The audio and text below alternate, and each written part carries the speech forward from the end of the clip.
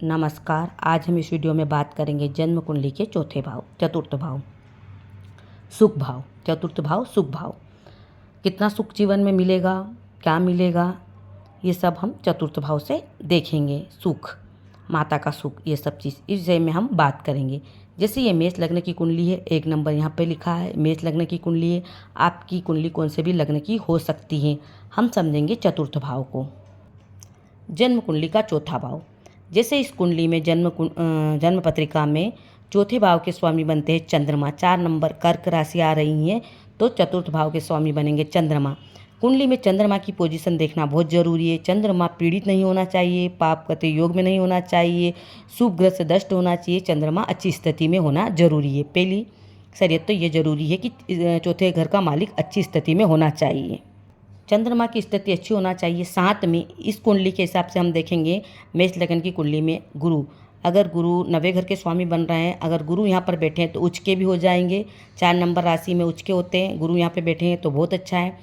साथ में अगर यहाँ पर सूर्य बैठे हैं, गुरु बैठे हैं या सूर्य बैठे हैं या मंगल बैठे हैं, एक भी ग्रह बैठा है या सभी ग्रह बैठे हैं, जिस तरह से भी आपकी कुंडली में इस तरह से ग्रह स्थिति हो। 1 नंबर मतलब कि लग्न का मालिक होते हैं मंगल भी यहाँ बैठे हैं तो बढ़िया है, माना गया है। साथ में सूर्य भी बैठे तो अच्छा है और गुरु भी बैठे तो अच्छा है। शर्त है कि पाप कर्तृ योग में नहीं होना चाहिए। चौथे भाव पर शुभ ग्रह की दृष्टि होना चाहिए, ना कि पाप ग्रह की। पाप ग्रह की दृष्टि भी नहीं होना चाहिए, पाप ग्रह भी यहाँ पे बैठा हुआ नहीं होना चाहिए। माना कि किसी की कुंडली में अगर यहाँ पर कौन से भी लग्न की कुंडली हो, चौथे भाव में अगर आपके कोई ग्रह भी नहीं है तो चौथे भाव के मालिक को देखना जरूरी है। वो भी अच्छा होना चाहिए, अच्छी स्थिति में होना चाहिए, तो ये भी योग बनेगा जीवन में। और चौथे घर का मालिक अच्छा हो और साथ में चौथे भाव में शुभ ग्रह बैठे हो। चौथा भाव किसी भी प्रकार से पीड़ित ना हो। पीड़ित से मतलब पाप करते योग में पाप ग्रह नहीं बैठा होना चाहिए। तो अगर आपका चौथा भाव मजबूत हो तो ऐसा व्यक्ति अपने जीवन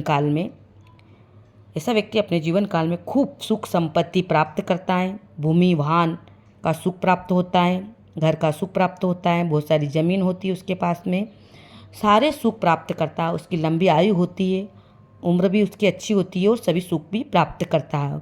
मृत्यु भी उसकी अच्छी होती है, परिवार के बीच रहकर मृत्यु होती है। साथ में भजन कीर्तन करते हुए वो देवलोक जाता है। इस प्रकार से अगर ग्रह स्थिति है आपकी कुंडली में तो ये बहुत अच्छी मानी गई है।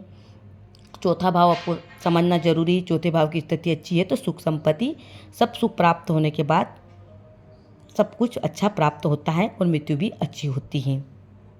धन्यवाद।